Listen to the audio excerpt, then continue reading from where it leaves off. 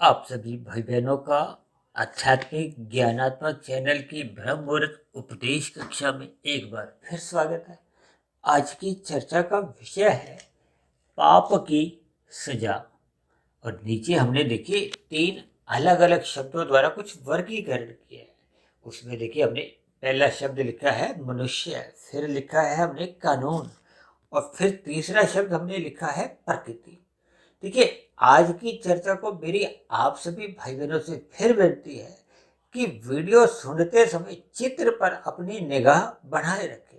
वैसे तो देखिए, जब जब आप चित्र पर कुछ निगाह अपनी एकांत रखते हो, एकाग्रचित्त होकर सुनते हो, तो चित्र भी अपने आप को चर्चा के विषय में जो कही गई बातें हैं वो समझाने में एक सहायक भूमिका अपने निभाता है। देखिए, हम तो सफ़ेद रंग, काले रंग का एक भरपूर एक भावार्थ रूप में इस्तेमाल करते हैं, और शब्दों में भी कुछ ऐसी स्थितियाँ अलग-अलग वर्णों द्वारा कुछ बनाते हैं। जैसे कि आज हमने देखिए कानूनी शब्द में देखिए ना शब्द को एक सफ़ेद रंग से दिखाया है, और मतलब कानून का एक छोटा-सा अंश हमने सफ़ेद रंग से दर्शाया है, और बाकी का हमने देखिए रंगीन रंग से दिखाया है। इन सभी बातों के देखिए अलग-अलग भावार्थ है। तभी तो हमने देखिए पाप की सजा के नीचे क्या लिखा, ये भावार्थ रूप में। कई शास्त्रों में देखिए प्रत्यक्ष रूप से ऐसी कोई स्थितियां नहीं लिखी, क्योंकि मैं तो परमात्मा की प्रेरणा से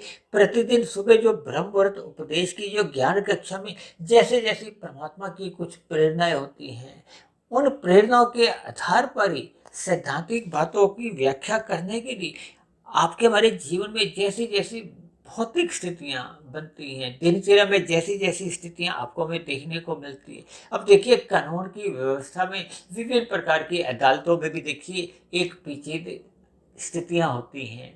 देखिए, हम सभी भाई बहन तो देखिए एक देशी हैं, चाहे मैं हूँ, चाहे वकील हो, चाहे कोई गवाह है, चाहे यहाँ तक भी देखिए कोई माननीय जज भी हो। हम कोई सर्वव्यापी सत्ता नहीं है। सर्वव्यापी सत्ता का अभिप्राय क्या है कि हम यहाँ भी हों और दूसरी जगह भी हों, ऐसा तो संभव ही नहीं है। वो तो हम देखिए ज्ञान के आधार पर, अपने विवेक के आधार पर, कुछ तथ्यों के आधार पर, कुछ गवाहों के आधार पर, कुछ अपने अनुभवों के आधार पर हम जैसी जैसी स्थितियां न्यायालय में आती हैं, फिर वैसी वैसी स्थितियों में देखिए आदरणीय जजों द्वारा एक न्याय की स्थिति में एक निर्णय आते हैं। जबकि मैंने प्रकृति के आगे देखिए प्रकृति शब्द को मैंने पूरा ही पूरा सफेद रंग से दर्शाया है, और नीचे क्या लिखे 100%। जबकि मैंने कानून के नीचे देखिए 10% लिखे। देखिए, कानून के नीचे 10% लिखकर मात्र एक समझाने की स्थिति का मैं एक वर्णन कर रहा हूँ। अन्यथा मेरा देखिए कानून के विरुद्ध किसी भी स्थिति का कोई विवरण नहीं है, क्योंकि डिजाइन में कुछ ऐसी स्थिति मैंने अपने कल्पना के आधार पर कुछ आपको बात समझ में आ जाए। जबकि मैंने देखिए मनुष्य की स्थिति के नीचे तो मात्र 1% ही लिखा है। इन सभी स्थितियों को अक्सर देखिए हम तमोगुण, रजोगुण और सतोगुण की स्थितियों से भी जोड़कर समझाते हैं, क्योंकि शास्त्र में देखिए 3 स्थितियों का बहुत अधिक वर्णन आता है। क्योंकि मूलभूत रूप से जो यथार्थ ज्ञान है वो 3 ही तत्वों का है, जिसमें 2 चेतन सत्ताएं हैं, आत्मा और परमात्मा। परमात्मा के साथ देखिए परम शब्द जुड़ा हुआ है, इसलिए वो केवल एक सत्ता को समझाता है। और परमात्मा के तो देखिए दिव्य गुण है, और ये दिव्य गुण इतने अधिक हैं, इतने अधिक हैं, जिनकी देखिए पिछले लगभग 4 वर्षों से हमने 1170-80 वीडियो बनाई है। उन सभी वीडियो में भी हम परमात्मा की कृपा से भी हम एक पूर्ण स्थिति को प्राप्त नहीं हुए। भले ही इन वीडियो में परमात्मा की प्रेरणा से हम प्रतिदिन सुबह शाम ये जो वीडियो तैयार कर रहे हैं, इसमें आप सभी भाई बहनों का भी एक सहयोग है, उत्साह है, और परमात्मा की प्रेरणा द्वारा हमें जैसे जैसे कुछ आधार मिलते हैं, कुछ दिन में कुछ ऐसी स्थितियां देखने को मिलती हैं, उन परिस्थितियों को फिर शास्त्रों की जो सैद्धांतिक कथन है उनसे मेल मिलाप करते हुए एक दिशा देता हूँ, ताकि आपके हमारे जीवन में देखिए जितने भी जो तामसी चीजें हैं या तामसी एक स्थिति है, उनसे हम बचें, अपने मिले हुए जीवन के उद्देश्य को समझें। मनुष्य जीवन के उद्देश्य को समझ लेना ही अपने आप में एक सफलता है, अपने जीवन की एक सार्थकता है। क्योंकि भले ही वर्तमान समय देखिए कलयुग चल रहा है, लेकिन आपके हमारे अंतःकरण जो सूक्ष्म शरीर की स्थिति है, उसमें तो हम सदा ही सतोगुण की प्रधानता बना सकते हैं। यानी कि हम सदा ही सतयुग की स्थिति बना सकते हैं। बाहरी वातावरण को तो हम देखिए बदल नहीं सकते। इसीलिए तो बार बार मैं अक्सर आप सभी भाई बहनों से विनती करता हूँ कि रात को जल्दी सो जाना चाहिए, क्योंकि रात को देखिए घोर तमोगुण की स्थितियां होती हैं, विशेष रूप से कलयुग की स्थितियां बनने लगती हैं। उन स्थिति विशेष से बचने के लिए, उनके दूषित प्रभाव से बचने के लिए मनुष्य को रात को जल्दी सो जाना चाहिए और सुबह ब्रह्म मुहूर्त, जो कि एक सतयुग की ही स्थितियां होती हैं, उन स्थितियों का भरपूर लाभ लेने के लिए हमें ब्रह्म मुहूर्त या उससे पूर्व ही उठ जाना चाहिए। देखिए परमात्मा के आशीर्वाद से मैं पिछले 22-23 वर्षों से लगभग इन सभी स्थितियों का एक लाभ उठाता आया हूँ। तभी तो परमात्मा के आशीर्वाद से देखिए इस आध्यात्मिक ज्ञानात्मक चैनल पर ये जितने भी ये जो मैं विषय लेता हूँ, उनमें परमात्मा की कृपा सदा बनी रहती है। परमात्मा की प्रेरणा से ही उन विषयों पर मैं अपने विचार सैद्धांतिक बातों से जोड़ समझाने में मैं सफल हो पाता हूँ। देखिए वीडियो बनाते बनाते ही जैसे जैसे परमात्मा की प्रेरणा द्वारा मेरे मुख द्वारा जैसे जैसे शब्द निकलते हैं, उन शब्दों में ही कुछ ऐसे शब्द निकल आते हैं जो एक नई वीडियो का भी निर्माण करते हैं, उसका आधार बनते हैं। देखिए हम सभी भाई बहनों का एक ही उद्देश्य होता है कि हम अपने मिले हुए जीवन में सत्वगुण का अधिक से अधिक संग करें, यानी कि सत्संग करें। जितना जितना हम परमात्मा से जुड़ते जाएंगे, उतना उतना आपका हमारा मिला हुआ जीवन देखिए सफल होता जाता है, सार्थक स्थिति में पहुंचता जाता है। यही तो आपके हमारे मनुष्य जीवन की एक शुद्ध कमाई है, जो कि मरने के बाद भी देखिए सुरक्षित बनी रहती है। क्योंकि आपके हमारे देखिए 3 शरीर है, जैसे अभी मैंने कहा ना, 3 ही तत्वों की चर्चा होती है। अक्सर मैं अपनी वीडियो के चित्रों में भी देखिए 3 स्थितियों का ही वर्णन करता हूँ, 3 गुणों को ही अपना आधार बनाकर विभिन्न गूढ़ रहस्यों को समझाने का एक प्रयास करता हूँ। जिसमें आज की देखिए चर्चा का विषय क्या है? पाप की सजा। अब पाप को हमने देखिए काले रंग से क्यों दर्शाया? क्योंकि वो तामसी वृत्ति है। अन्य मनुष्यों को हम दुख देते हैं, दुख को भी हम काले रंग से दर्शाते हैं, तमोगुण को भी हम काले रंग से दर्शाते हैं, अज्ञानता को भी हम काले रंग से दर्शाते हैं, पदार्थों को भी हम काले रंग से दर्शाते हैं। 84 लाख प्रकार की योनियों में हम सभी भाई बहनों की नहीं, सभी अन्य जीवों की भी देखिए ये जो स्थूल शरीर है, भले ही कुछ स्थूल शरीर तो देखिए हम अपनी प्रत्यक्ष आंखों से देखने में भी समर्थ नहीं रखते, लेकिन ये सभी स्थूल शरीर देखिए तामसी कहलाते हैं। आपका हमारा जो एक सूक्ष्म शरीर है, उसको भी देखिए शास्त्रों में कुछ हद तक तामसी, राशि और सात्विक कहा गया है। ये सभी स्थितियां देखिए हमें ज्ञान के आधार पर हमें समझनी होती हैं। ये जो 3 गुणों का जो मूल आधार है, शास्त्रों में देखिए गीता में भगवान श्री कृष्ण ने इन गुणों के ज्ञान को गुहतम ज्ञान कहा है। आप गीता का 13वां और 14वां अध्याय का बार बार अध्ययन करो तो आपको उन 3 गुणों के जो एक लक्षणों की पहचान होने लगेगी। तब ऐसी स्थिति में देखिए हमें सतोगुण से जुड़ना होता है, क्योंकि शास्त्रों में बार बार कहा गया सतोगुण से जुड़ो, सतोगुण बढ़ाओ, ब्रह्म मुहूर्त में उठो। इसलिए तो बार बार शास्त्रों में ही इस बात की एक प्रशंसा रूप में कहा गया है कि सतोगुण की आप भी प्रशंसा करो। सतोगुण की प्रशंसा करते करते ही तो हम देखिए सतोगुण में जुड़ जाते हैं। हम परमात्मा की कीर्ति गाते गाते ही तो वही कीर्तन की स्थिति बनती है। हम परमात्मा के दिव्य गुणों की चर्चा करते हैं, एक कीर्तन रूप में देखिए हम भजन गाते हैं। भजन गाते गाते ही आपके हमारे मन की स्थिति परमात्मा से जुड़ने लगती है, क्योंकि मनुष्य योनि में ही परमात्मा से जुड़ने में आपकी हमारी समझदारी है। माया से तो देखिए हम जुड़कर कोई लाभ नहीं कमा सकते, क्योंकि माया अपने आप में ही जड़ है।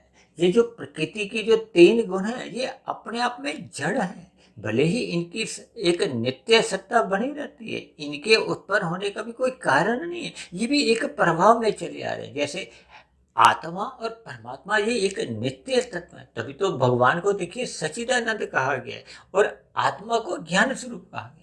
परमात्मा के लिए आनंद शब्द का प्रयोग होता है, तभी तो भगवान को सच्चिदानंद कहा जाता है। आत्मा को कभी भी सच्चिदानंद नहीं कहा जाता। आत्मा केवल ज्ञान स्वरूप है। और ये जो माया के जो 3 गुण है, तमोगुण, रजोगुण और सतोगुण, ये क्रमशः देखिए जड़ है। भले ही इनमें तमोगुण से 10 गुना अच्छा रजोगुण कहा जाता है, रजोगुण से भी 10 गुना अच्छा सतोगुण की स्थिति बताएगी। तो इसका अभिप्राय क्या है कि तमोगुण और रजोगुण हमें प्रकृति के बंधन में कहो 84 लाख प्रकार की जोनियों में बांधते हैं। बांधने का अभिप्राय क्या है? भले ही तमोगुण से 10 गुना अच्छा रजोगुण कहा गया है, लेकिन रजोगुण से भी तो 10 गुना अच्छा सतोगुण है। इसलिए मनुष्य को सतोगुण से जुड़ना चाहिए, और सतोगुण से भी 10 गुना अच्छा विशुद्ध सतोगुण है, जो कि हमारी आपकी चर्चाओं में हम इनको अंकों के आधार पर भगवान को देखिए 1000 अंकों से जोड़ते हैं। ये 1000 अंकों से जोड़ने का या परिभाषित करने का केवल इतना ही मेरा एक उपयोग होता है कि हम परमात्मा की महत्ता को समझें, क्योंकि 1 से 10 की महत्ता अधिक मानी जाती है। जैसे 1 के सिक्के को हम कितना महत्व देते हैं, वो तो देखिए 1 अंक मैं तमोगुण से दर्शाता हूँ, 10 अंक मैं रजोगुण से, और 100 का 1 अंक मैं सतोगुण से। तो अब इन 3 गुणों में ही देखिए कितना कितना भेद है। अब तमोगुण के 1 के सिक्के के हम कितना महत्व देते हैं, 10 के सिक्के को भी हम कोई विशेष महत्व नहीं देते।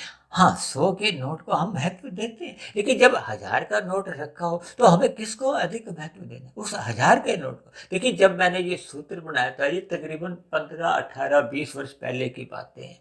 तब 1000 का नोट प्रचलन में था, तो परमात्मा की प्रेरणा से ही ये ब्रह्म मुहूर्त में कुछ ऐसा मेरे मन में एक विचार आया, तो उसी विचार के आधार पर मैंने ये सूत्र बना दिया, जिसके आधार पर देखिए मेरी ये जो लगभग 1170-80 वीडियो जो बनी है, इसका भी आधार ये शास्त्रों में कहे गए तमोगुण, रजोगुण, सतोगुण के आधार पे ही है। क्योंकि शास्त्रों में ही बार बार कहा जाता है तमोगुण से 10 गुना अच्छा रजोगुण। इसको इसलिए भी कहा जाता है, देखिए तमोगुण में हम छीनते हैं। छीनने का अभिप्राय क्या है कि हम स्वयं मेहनत नहीं करते, और रजोगुण में हम स्वयं मेहनत करते हैं, लेकिन दूसरों को सुख नहीं देते, अपने सुख को सुनिश्चित करते। जबकि सतोगुण में क्या है, हम पहले दूसरों को सुख देते हैं, फिर स्वयं सुख लेते हैं। तो देखिए, ये सभी स्थितियां ज्ञान पूर्वक इनके भावार्थ को हमें समझना होता है। इसलिए तो तमोगुण की देखिए शास्त्रों में ही बार बार निंदा की गई, और रजोगुण के प्रति शास्त्रों में बार बार कहा जाता है कि इसके प्रति उदासीन रहो। उदासीन का अभिप्राय है कि इसके प्रति हमें कोई लालच नहीं करना, लोभ नहीं करना। इसका अभिप्राय क्या है कि संसारी आकर्षणों को हमें मर्यादा में लेना है, ताकि आपके मेरे स्थूल शरीर की आवश्यकताओं की पूर्ति हो। कि आवश्यकताओं की पूर्ति करने में ही आपका हमारा ये जो स्थूल शरीर है, ये एक साधन रूप में, जिसने आपके हमारे कारण शरीर को शुद्ध करना है। कारण शरीर को शुद्ध करने पे ही तो आत्मा के ऊपर जो आवरण है, मल रूपी आवरण है, वो समाप्त होते हैं। जब आत्मा के आगे बंधन समाप्त हो जाते हैं, आत्मा शुद्ध स्वरूप में आ जाती, तो आत्मा और परमात्मा का तो देखिए पहले से ही सजातीय संबंध है। आत्मा भी चेतन तत्व है, और परमात्मा तो देखिए परम चेतन तत्व है। तो फिर ऐसी स्थिति में आत्मा परमात्मा के सम्मुख आते ही वो आनंद की झलके उसको मिलने लगती, क्योंकि परमात्मा आनंद स्वरूप सत्ता है। अब जैसे हम सूर्य की किरणों के सामने आते हैं, तो सूर्य की किरणों द्वारा आपको हमें उसका एक ताप मिलता है। अब जैसे सर्दियां अब आ रही हैं, तो अब सर्दियों में जब हम धूप में खड़े होते हैं, धूप सेकते हैं, जिसको हम साधारण शब्दों में कहते हैं, तो आपको हमें सुख मिलता है। इसी तरह जैसे जैसे हम परमात्मा की सम्मुखता बढ़ाने लगते हैं, और परमात्मा की सम्मुखता तो सहज ही बनने लगती है, क्योंकि ये आत्मा का एक स्वभाव है। जैसे लोहे के कण चुंबक की ओर आकर्षित होते ना, चिपक जाते हैं, लेकिन आत्मा तब तक नहीं चिपक पाती जब वो प्रकृति के एक बंधनों से आवृत होती है। ये बंधन देखिए एक तामसी राशि, ये मल रूप में माने जाते हैं। हालांकि रजोगुण को देखिए विषेप से जोड़ा जाता है, चंचलता से जोड़ा जाता है, लेकिन तमोगुण को तो देखिए मल से ही जोड़ा जाता है, और मल तो सदा ही त्याज्य है।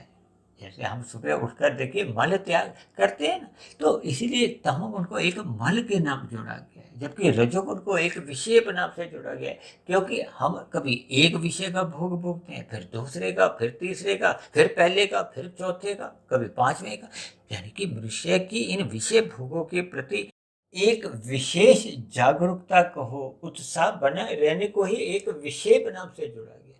जबकि सतोगुण में आरंभिक स्थिति में मन टिकता नहीं है। तभी तो राशि मनुष्यों का देखिए सत्संग बेमन से होता है। बेमन से सत्संग होने से फिर वो ज्ञान की कड़ियां समझ नहीं आती। इसीलिए तो मनुष्य को देखिए कर्म फल सिद्धांत की बारीकियों का एक कोई विशेष ज्ञान नहीं होता। इसीलिए तो बार बार कहा जाता है कि मनुष्य को सत्संग श्रद्धा पूर्वक करते रहना चाहिए। श्रद्धा पूर्वक सत्संग करने से ही फिर आपके हमारी एक परमात्मा के जो दिव्य गुण हैं उनका हमें बोध होने लगता है। आत्मा की मूल स्थिति का मनुष्य को बोध होने लगता है। और दूसरी बात, ये जो प्रकृति के 3 गुणों से हमें कितने कितने अंश में जुड़ना है। हमें स्वयं की जो स्थूल शरीर, सूक्ष्म शरीर, कारण शरीर का इनका आपसी कैसा कैसा संबंध है उसका हमें बोध होने लगता है। उसी आधार पे तो देखिए आज का हमने वीडियो को एक दिशा दी है, पाप की सजा। पाप को हमने काले रंग से दर्शाया, इसीलिए दर्शाया कि ये आपको हमें एक बचना चाहिए, पाप कर्मों से बचना चाहिए। और सजा को हमने सफेद रंग से दर्शाकर इसीलिए समझाया कि देखिए किए गए पाप की सजा हमें भुगतनी होती है, दुख सहना पड़ता है। यानी कि हम प्रकाश को आने से रोक नहीं सकते, सजा को आने से रोक नहीं सकते। जब हमने पाप कर्म कर दिया है तो फिर उस स्थिति विशेष का हमें दुख रूपी फल भोगना ही होता है। इसलिए मैंने पाप को देखिए काले रंग से दर्शाया ताकि हम इससे दूरी बनाए, इससे बचें। क्योंकि किए गए पाप कर्म का यानी कि तमोगुण में रहते हुए जो जो हम पाप कर्म करते हैं उनकी सजा मिलना एक अटल सिद्धांत है। इसीलिए तो कर्म फल सिद्धांत कहा गया कि कर्म के साथ फल जोड़कर यही तो एक संदेश है। संदेश का अभिप्राय है कि कर्म करने वाले को ही फल मिलता है। कहते हैं ना, जैसे करनी वैसे भरनी, जो जैसा करता है वो वैसा भरता है। इसका अभिप्राय देखिए सजा से ही है। अगर हम पुण्य कर्म करते हैं तो उसमें देखिए सजा शब्द ना इस्तेमाल होकर एक फल की एक स्थिति बनती है। ये सभी स्थितियां देखिए भावार्थ रूप में, इसलिए तो मैंने देखिए पाप की सजा के नीचे एक शब्द क्या लिखा है, भावार्थ। इनके हमें अर्थों को समझना हो। अब देखिए हमने मनुष्य के नीचे 1% लिखा है, कानून के नीचे 10% और प्रकृति के नीचे 100%। ये अपने आप में ही देखिए ये तीनों शब्द भी कोई संदेश देते हैं। इन तीनों शब्दों के जो रंग हैं वो भी संदेश देते हैं। और इन तीनों शब्दों की जो एक स्थितियां हैं, जैसे कि कानून में ना शब्द सफेद रंग है और प्रकृति में देखिए पूरा का पूरा प्रकृति शब्द सफेद रंग से, ये भी अपना एक ज्ञान देता है। फिर नीचे जो देखिए मनुष्य से नीचे 1% लिखा है, फिर हमने कानून के नीचे 10% लिखा है और प्रकृति के नीचे हमने 100% लिखकर क्या संदेश दिए। क्योंकि प्रकृति के जो कर्मफल सिद्धांत है उसमें देखिए 100% कर्मों का फल आना निश्चित बना रहता है। अब क्योंकि मनुष्य शब्द में हमने देखिए कहीं भी सफेद रंग का इस्तेमाल नहीं किया, जबकि हमने कानून में देखिए अंत में हमने ना शब्द पे एक सफेद रंग का इस्तेमाल किया। अंतिम जो उसका वर्ण है ना, उसको हमने सफेद रंग से दर्शाया। और जबकि तीसरी स्थिति में देखिए हमने प्रकृति को हो परमात्मा को हो एक ही बात है। क्योंकि प्रकृति या प्रकृति के 3 गुण, जब प्रकृति का ये पूरा जो एक परिवार है, विस्तार है, दृश्य जगत है, ये अपने आप में तो देखिए जड़ कहा जाता है। ये परमात्मा की ब्रह्म शक्ति पाकर ही क्रियाशील लगती है। अक्सर हम साधारण बोलचाल में कहते हैं ना, प्रकृति के परिवर्तन हर क्षण कितने ही दिखाई देते हैं। तो प्रकृति में जितने भी परिवर्तन होते हैं वो परमात्मा की ब्रह्म शक्ति द्वारा लाए जाते हैं। या यूं कहो कि जड़ में अपने आप कभी कोई परिवर्तन नहीं आता। अब आपके हमारे घरों में देखिए कितने ही जानते हैं, उनमें अपने आप कोई परिवर्तन नहीं आता। उनके कार्य कुशलता किसी चेतन शक्ति के आने से ही दिखती है। अब चाहे वो बिजली का प्रवाह को, किन्हीं भी शब्दों से देखिए अर्थों को समझा जा सकता है। अब क्योंकि मनुष्य शब्द को हमने एक रंगीन रंग से देखा, क्योंकि सभी मनुष्यों को देखिए कर्म करने की स्वतंत्रता है। कर्म करने की स्वतंत्रता का देखिए कोई सदुपयोग करता है, कोई दुरुपयोग करता है। अब सजा का अभिप्राय क्या है कि जिसने अपने शक्ति का कहो दुरुपयोग किया। अब देखिए कोई मनुष्य अपराध करता है, अब कानून व्यवस्था में किए गए अपराध का उसको दंड मिलता है। लेकिन ये दंड देने का भी एक पूरा एक प्रक्रिया होती है। ऐसा नहीं है कि देखिए मनुष्य को कोई अपने हिसाब से दंड दे दे। क्योंकि कहा जाता है ना कि कानून को अपने हाथ में मत लो। इसके अर्थ क्या है कि हमें दूसरे मनुष्य को सजा देने का कोई अधिकार नहीं है। हम देखिए एक विरोध प्रकट कर सकते हैं, किसी ने हमारे प्रति कोई अपराध किया है, हम उसके प्रति उदासीन हो सकते हैं, उससे अपना व्यवहार या बोलचाल बंद कर सकते हैं। विभिन्न स्थितियों द्वारा देखिए हम अपने एक विरोध दर्ज कर सकते हैं। इसीलिए तो देखिए मैंने मनुष्य शब्द में कहीं भी कोई भी उसका वर्ण सफेद रंग से नहीं दर्शाया है। ये इन्हीं सभी बातों को दर्शाता है। लेकिन नीचे मैंने देखिए 1% को एक सफेद रंग से दर्शाया, जो कि मैंने अभी 2-3 छोटी छोटी बातें बताई। इसका अभिप्राय क्या है? 1% के लगभग हम अपना विरोध प्रकट कर सकते हैं। अब हम आगे चलते हैं कानून में। अब कानून में देखिए कानून शब्द को पूरे को तो मैंने सफेद रंग से दर्शाया नहीं। अब पूरे रंग से तो हमने देखिए प्रकृति को दिखाया, प्रकृति के नीचे हमने 100% लिखा है, जबकि कानून के नीचे हमने देखी मात्र एक 10% लिखा है। और कानून का जो एक अंतिम वर्ण ना है, केवल उसी को ही हमने देखिए एक सफेद रंग का एक आयाम दिया है। इसका अभिप्राय क्या है कि कानून व्यवस्था के अंतर्गत देखिए उस अपराधी को हो एक सजा दिलवाने के लिए कानून को कुछ तथ्यों का सहारा लेना पड़ता है। तथ्यों का सहारा लेने का अभिप्राय क्या है कि जैसे जैसे कानून बने होते हैं, उन बने हुए कानूनों के दायरे में रहते हुए ही एक प्रक्रिया आरंभ होती है। चाहे वो पुलिस विभाग द्वारा देखिए आरंभिक स्थितियों में एक एफआईआर लिखी जाती है। एफआईआर के बाद कुछ तथ्यों को इकट्ठा किया जाता है, कुछ गवाहों की एक गवाही दर्ज होती है, न्यायालय में विभिन्न प्रकार की स्थितियां बनती हैं। इसमें देखिए समय भी लगता है और भी कई कुछ देखिए इसमें प्रक्रिया में एक स्थितियां बनती हैं। तो इसको मैंने देखिए 10% केवल इसलिए दिखाया है क्योंकि कानून की स्थितियों में सभी अपराधियों को देखिए सजा नहीं मिलती। मेरे इन शब्दों के देखिए भावार्थ समझिए। इन शब्दों को पकड़कर किसी गलत नतीजे पे हमें नहीं पहुंचना, क्योंकि कानून में देखिए कुछ गवाहों की जरूरत होती है। कानून के अंतर्गत कुछ तथ्यों के आधार पर ही एक निर्णय आते हैं। भले ही देखिए एक साधारण बोलचाल में हम क्या कहते हैं, कानून के बहुत लंबे हाथ होते हैं। एक कानून की पकड़ से देखिए कोई मनुष्य बच नहीं सकता। ये सभी शब्द अपने आप में देखिए बहुत एक सत्य बात कहते हैं, लेकिन फिर भी देखिए हम सभी न्याय प्रक्रिया में एक मनुष्य है और मनुष्य अपने आप में देखिए अपूर्ण माने जाते हैं। भले ही पुलिस विभाग में देखिए विशेष योग्यता वाले एक मनुष्य उस कार्य विशेष में लगे होते हैं, इसी तरह न्यायालय की प्रक्रिया में भी देखिए बहुत ही अनुभवी मनुष्य जो इस स्थिति विशेष में संगत होते हैं, विशेष योग्यता रखते हैं। लेकिन फिर भी देखिए सजा जितनी भी मिलती है वो देखिए कभी कभी एक किए गए अपराध से अधिक भी मिल सकती है, कभी कभी किन्हीं स्थितियों में देखिए कम भी मिल सकती है, क्योंकि न्यायालय में जितने भी निर्णय आते हैं वो कानून के एक अंतर्गत एक दायरे में ही आते हैं। यानी कि कानून की जितनी जितनी एक स्थितियां लिखी होती हैं, जैसा जैसा दंड का एक प्रावधान होता है, उसके अंतर्गत ही सजा दी जाती है। इसलिए मैंने देखिए कानून शब्द में ना शब्द को एक सफेद रंग से दर्शाया, केवल एक इशारा करने के लिए। और नीचे मैंने क्या लिखा है, 10%। और जबकि उससे आगे जो स्थिति है वो तो प्रकृति है। शास्त्रों में कहा गया ना कि यदि हमने देखिए कोई अपराध की है, शास्त्रों में तो देखिए अपराध शब्द का इस्तेमाल नहीं हुआ, वहां तो पाप पुण्य कर्मों का ही एक उल्लेख आता है।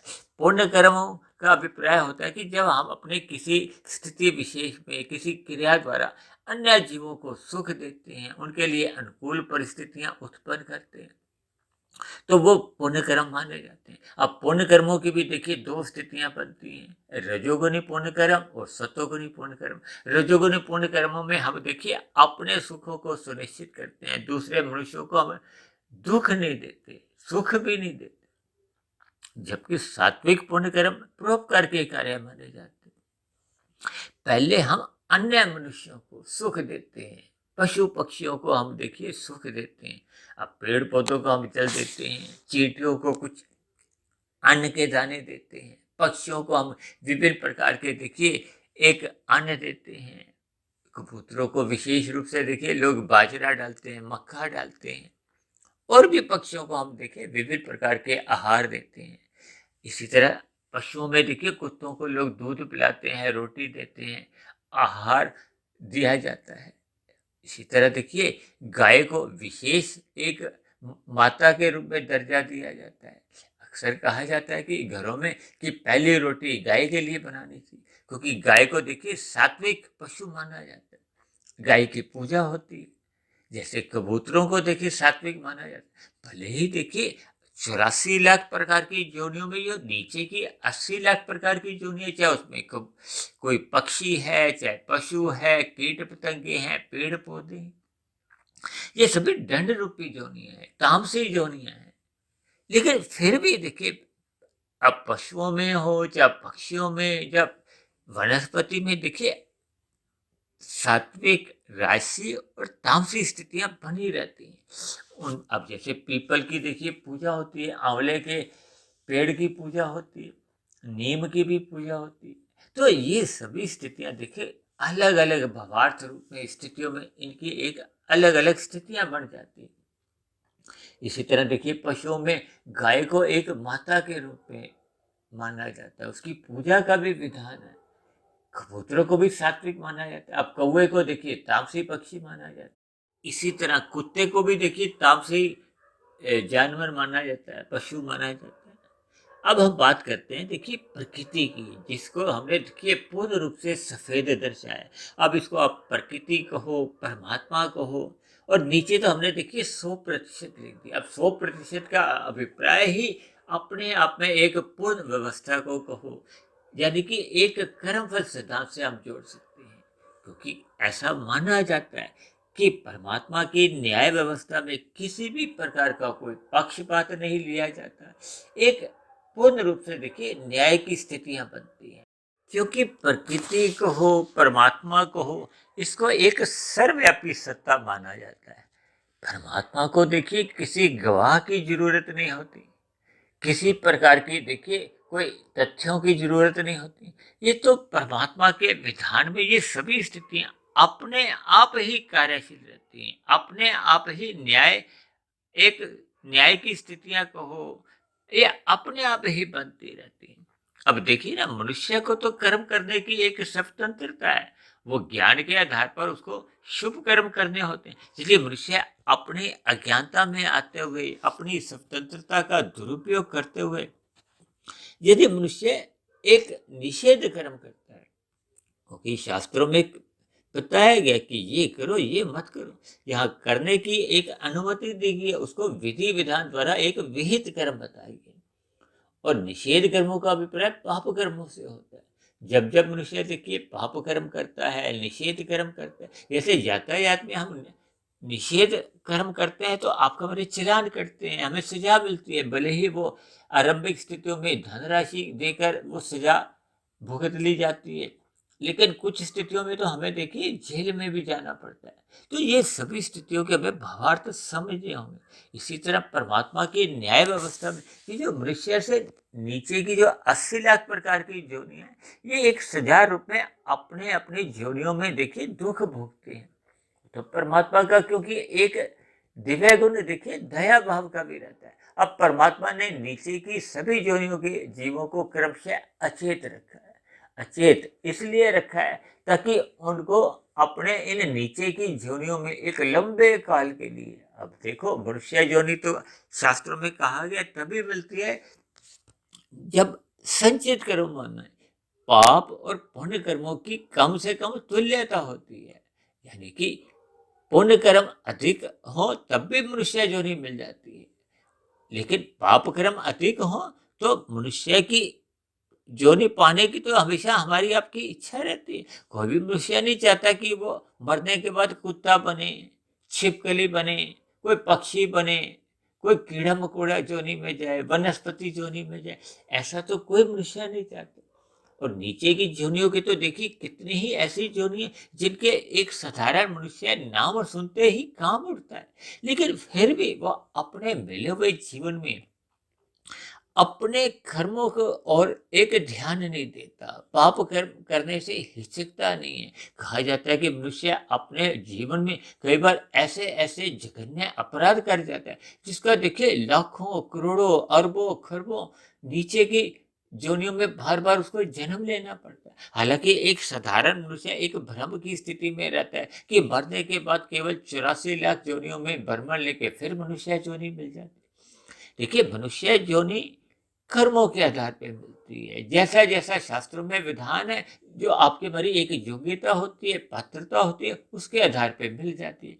अब उसमें जैसे जैसे पात्रता के आधार पर देखिए, यदि आप किसी के संचित कर्मों में 90% पाप कर्म है, पुण्य कर्म मात्र 10% ही है, तब ऐसी स्थिति में वो नीचे की जोनियों में देखिए 84 लाख बार नहीं, पता नहीं 84 लाख करोड़ अरब खरब कितनी बार उसको नीचे की जोनियों में जन्म लेना पड़ेगा। और नीचे की जोनियों में जब जन्म लेते लेते उसके पाप कर्मों का कर्माशय घटता जाता है। घटने का अभिप्राय वो 90% से 1% घटा, 2% घटा, 80 हो गए, 70 हो गए, 60 हो गए। अब ये घट घट के जब तक वो 10% पुण्य कर्मों की बराबरी पे नहीं पहुंच जाते, तब तक उसको मनुष्य योनि की पुनः प्राप्ति नहीं होती। अब इस 90% से 10% में आने में तो देखिए लाखों करोड़ों अरबों खरबों कितने युग भी बीत जाए, कोई अचंभे की बात नहीं। ये तो एक देखिए सूत्र है, शास्त्रों में एक कर्मफल सिद्धांत की एक स्थितियां है जिसका कि देखिए पालन ना होने का तो प्रश्न ही नहीं होता। तभी तो कहा जाता है कि सिद्धांत का देखिए ना भूत होता काल माना गया, ना वर्तमान काल, ना भविष्य काल। सिद्धांत शब्द का कभी भी देखिए खंडन नहीं हो सकता। इसलिए कहा जाता है कि कर्म के साथ फल, कर्म फल सिद्धांत कहा गया, यानी कि कर्म करने वाले को फल उसका भुगतना ही पड़ता है। अब यहाँ की कानून व्यवस्था में यदि उसने किए गए अपराध का को पाप कर्म का 10% फल भोगा है या 30% भोग लिए, तब ऐसी स्थिति विशेष में देखिए शेष 90% या 70% जो उसका पाप कर्मों का जो दुख रूपी फल भोगना शेष रहे, वो उसको फिर परमात्मा की व्यवस्था से कहो, प्रकृति की व्यवस्था से एक भोगना ही पड़ता है। वो नीचे की जोनियों में कहो या किसी भी स्थितियों में, देखिए ये तो परमात्मा की एक न्याय व्यवस्था है। उस न्याय व्यवस्था में हम किसी भी प्रकार का कोई देखिए एक त्रुटि नहीं निकाल सकते। वो तो अपने आप ही देखिए ये स्थितियां बनती हैं। इसीलिए तो हमने देखिए प्रकृति के नीचे 100% लिखा है। इस 100% का देखिए भावार्थ रूप में ऐसे भी अर्थ लिया जाता है कि यदि किसी कारणवश कभी कभी देखिए कुछ ऐसे गवाह पेश हो जाते हैं, कुछ ऐसे तथ्य सामने आ जाते हैं कि मनुष्य ने देखिए अपराध तो किया नहीं है, लेकिन उसको कभी कभी बिना किए अपराध की भी सजा भुगतनी पड़ जाती है। तब ऐसी स्थिति में देखिए परमात्मा की न्याय व्यवस्था द्वारा एक क्षतिपूर्ति सिद्धांत है जिसके अंतर्गत उसकी वो हानि की एक भरपाई कर दी जाती है। अब कभी कभी हम देखिए यातायात के नियमों का पालन कर रहे हैं, हम नियमों का पालन करते करते अन्य किसी वाहन चालक की गलती से हमें आपको देखिए नुकसान हो जाता है, आपके हमारे स्कूटर कार को नुकसान हो जाता है, आपका हमारा कोई हाथ पैर टूट जाता है, तब ऐसी स्थिति में हमारी स्वयं की तो कोई गलती नहीं थी। ऐसी स्थिति में आपके मरे जो हानि हमें सहन करनी पड़ती है, वो आपके मरे ही दुख रूपी कर्मों के कर्माशय से कम कर दी जाती है, या आगे के सुखों में देखिए या आध्यात्मिक उन्नति में उतने अंश में वृद्धि कर दी जाती है। देखिए परमात्मा की व्यवस्था में सभी स्थितियां अपने आप ही एक संतुलन बनाए रखती हैं। आपको हमें केवल किए गए कर्म का ही फल भोगना होता है। शेष सभी स्थितियों में देखिए जैसे बीमा कंपनी भरपाई कर देती है, वैसी ही स्थितियों में देखिए परमात्मा की एक न्याय व्यवस्था कहो, परमात्मा की एक कृपाएं कहो, किन्हीं भी शब्दों से देखिए परमात्मा की स्थिति, प्रकृति की स्थितियों को हम समझ सकते हैं। यानी कि प्रकृति में या परमात्मा में जो नीचे हमने 100% लिखा है, यानी कि उसमें किसी भी प्रकार की कोई अपूर्णता नहीं रहती, क्योंकि हम सभी मनुष्य तो देखिए अपूर्ण माने गए। चाहे हम देखिए पुलिस विभाग में हो, चाहे न्यायालय में किसी भी स्थिति पे हो, एक मनुष्य अपने आप में अपूर्ण माना जाता है, उसमें कहीं ना कहीं कुछ अपूर्णता बनी रहती है। लेकिन परमात्मा को एक पूर्ण सत्ता माना गया है।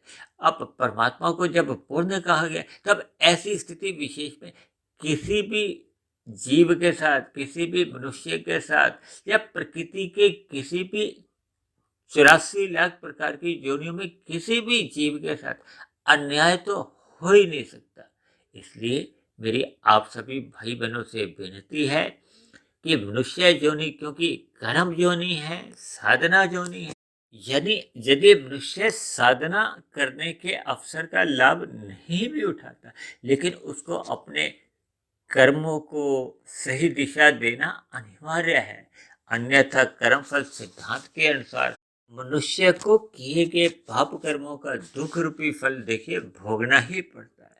और शास्त्रों में ऐसा भी वर्णन आता है कि हम अपने किए गए पुण्य कर्मों का तो देखिए त्याग भी कर सकते हैं, लेकिन पाप कर्मों की दुख रूपी सजा तो हमें भुगतनी ही पड़ती है, जिसको हम अपनी पत्नी को, बच्चों को, मित्रों को, किसी रिश्तेदारों में एक हस्तांतरण कर ही नहीं सकते। वो तो देखिए दुख रूपी सजा कहो, दुखों का एक फल कहो, प्रतिकूल परिस्थितियां कहो, ये हमें उन स्थितियों विशेष से एक सजा रूप में हमें झेलना पड़ता है, भुगतना पड़ता है, क्योंकि मनुष्य से नीचे की जो 80 लाख प्रकार की योनियां, ये आपको में यही एक ज्ञान संदेश दे रही है। इसलिए मेरी आप सभी भाई बहनों से विनती है कि मिले हुए जीवन का सदुपयोग करते हुए हमें सदा ज्ञानमय स्थिति में रहना चाहिए, सत्संग करते रहना चाहिए, अपने रजोगुण को मर्यादा में रखना चाहिए, क्योंकि रजोगुण अमर्यादित होने पे ही मनुष्य पाप कर्म करने को फिर बाध्य हो जाता है। ये जो आपके हमारे कारण शरीर में जो भोग विषयों के जो एक संस्कार बन जाते हैं, वो मन बुद्धि में फिर बार बार उन भोगों को भोगने के लिए एक बाध्य कर देते हैं, बार बार उसमें फुरने आते हैं, अब ये वाला भोग करो, अब ये वाला भोग करो। तब ऐसी स्थिति में यदि उसकी उन भोगों को भोगने की पात्रता नहीं होती, तब ऐसी स्थिति में वो पाप कर्म करता हुआ उन भोगों को अन्य मनुष्यों से छीनता है, और छीनना ही अपने आप में एक पाप कर्म है, एक अपराध है, जिसकी फिर भविष्य में हमें आपको सजा मिलती है। तो इन सभी पाप कर्मों की स्थितियों से कहो या अपराधों से हमें बचना चाहिए।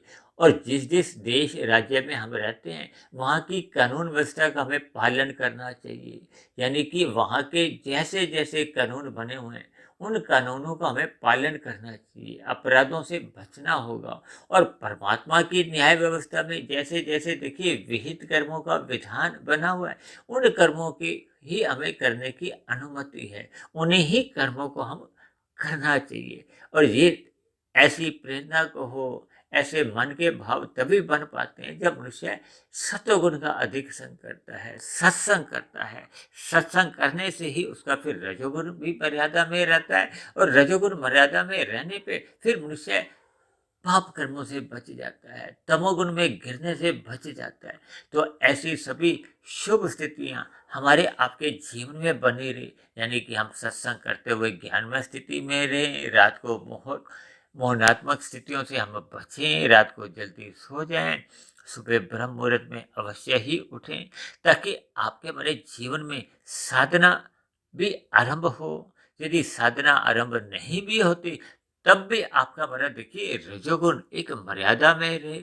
रजोगुण मर्यादा में रहने पे ही फिर मनुष्य पाप कर्मों से बच पाता है। तो ऐसी सभी शुभ स्थितियां हम सभी भाई बहनों के जीवन में भी बने।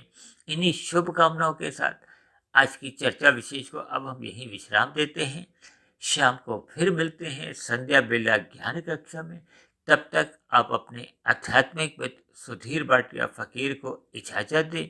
आप सभी भाई बहनों की सात्विक दिनचर्या निरंतर बने रहे, इसके लिए मेरी ओर से आप सभी भाई बहनों को बहुत बहुत शुभकामनाएं।